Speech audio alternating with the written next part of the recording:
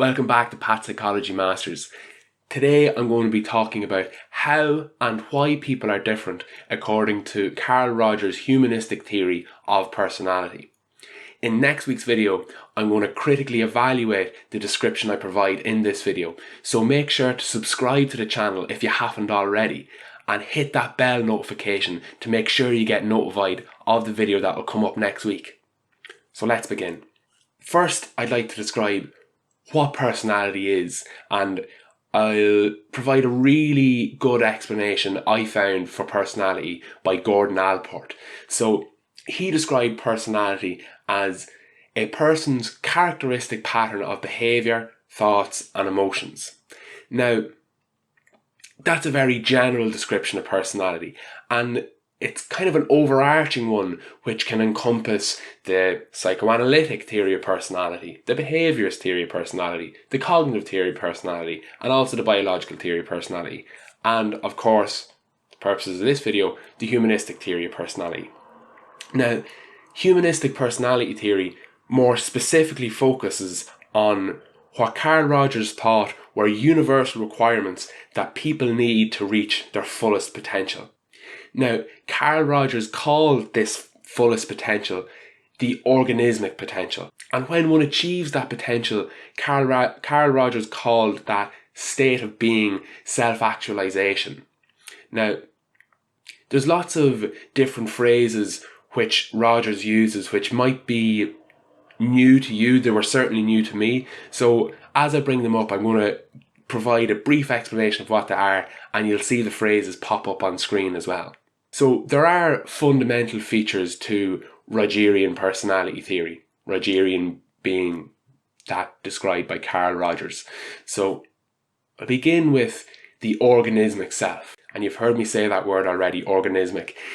Rogers used the term organismic in terms of kind of natural, inherent, what a person is born with. So the organismic self is that natural self, that self that is just inherent within the person.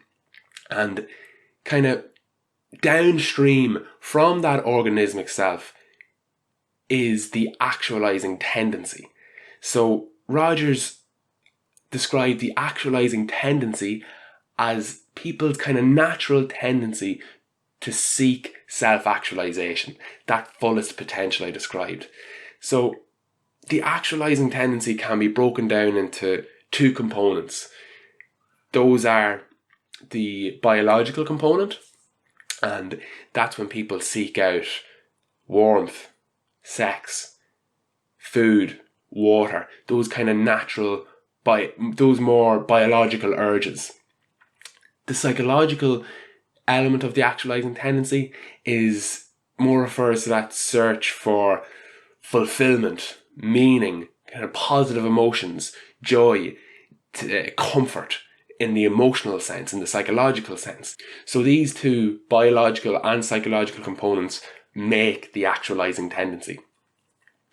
Now, somewhat opposed to the organismic self is what Rogers called the self-concept. So the self-concept is that socially constructed, kind of learned idea of the self. It's the idea of self that someone develops through their interactions in their environment and with the people in it. It's not inherent, it's developed over time, it's learned. And another fundamental feature of Rogerian personality theory, which you might have heard of, it's probably the most famous element, and that is a person's need for unconditional positive regard. Now, I will return to these phrases, so if they seem a little bit muddy at present, don't worry, they'll begin to make more sense as I progress through the video. So those two selves are referred to, the organismic self and the self-concept. Well, Rogers thought when there was congruence between these two selves, when these two selves were on the same trajectory, that resulted in self-actualisation. Now,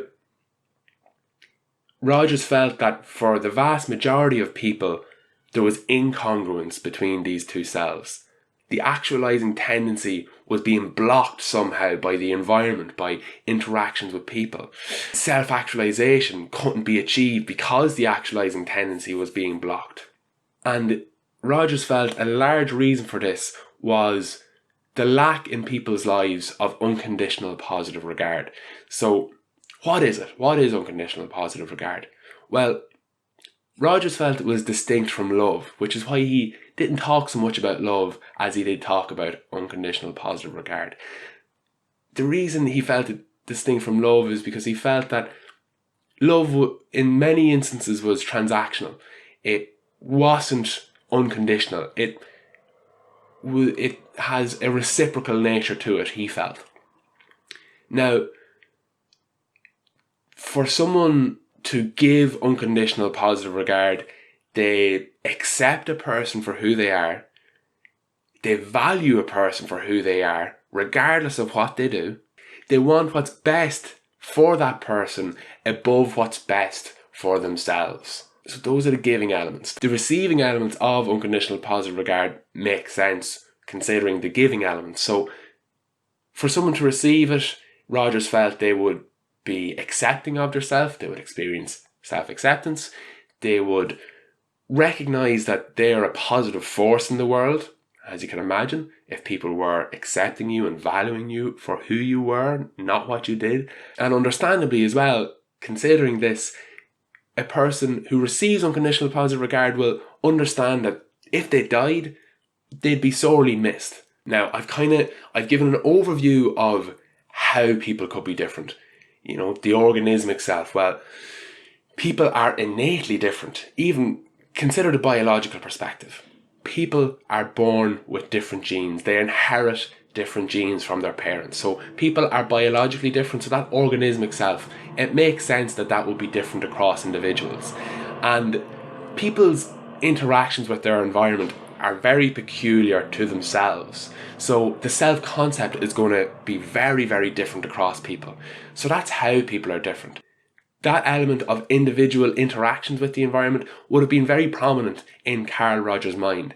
He was what's called a phenomenologist. So he was very interested in how people experience the world from their own perspective, from their subjective point of view.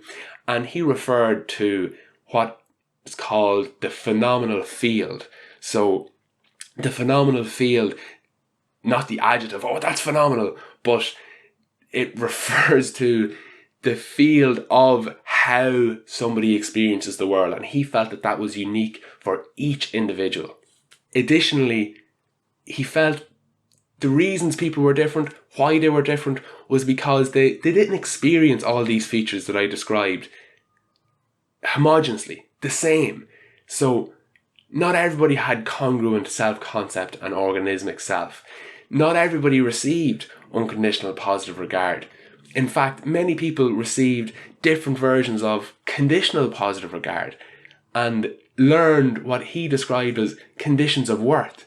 So conditions of worth were ways that Rogers thought people acted and behaved so as to receive a form of regard much inferior to unconditional positive regard. So a condition of worth is something that's learned based on trying to basically please other people, to get conditional positive regard. So it might be doing things for other people, not because you want to do them, but because they want to do them. And Rogers felt that that distorted the actualising tendency. It distorted that inherent part of you which wants to achieve your own self-actualisation. And he felt it resulted in something he termed externalising the locus of evaluation. So, meaning you didn't have an internal locus of evaluation. You didn't have an internal place upon which you evaluated yourself from. You were more concerned about what other people, what the environment thought of you, rather than what you think of you. So he felt that this external locus of evaluation made people more judgmental of themselves and other people. Rogers went quite far with this theory, and he said that basically human suffering across the board occurred because people didn't receive unconditional positive regard because their actualising tendency was blocked. And he posited those reasons as resulting in antisocial behaviour, aggression, and psychological distress. He said that's why those things occur. There is no other reason. So that's a quick summary of how and why people differ in their personality from Carl Rogers' humanistic theory. What do you think? Does this all add up? Do you think that some bits of this are a little bit controversial, maybe a little bit confusing? Is it a bit too wordy? I'd love to hear your thoughts. Let me know in the comments what you think. If you have any questions about the theory so far, let me know in the comments also. Hit thumbs up if you liked the video, hit thumbs down if you didn't. Subscribe if you haven't already, and ring that notification bell, hit that button so that you'll be notified for the video that comes next week, in which I'll provide a critical evaluation, and I'll include some of the points in the comments as well. So let me know. Lastly, you can check me out on Instagram at PatPsychologyMasters and also on Twitter. Check out the links in the description below for more, and I'm looking forward to seeing you next week. Thanks again so much for watching.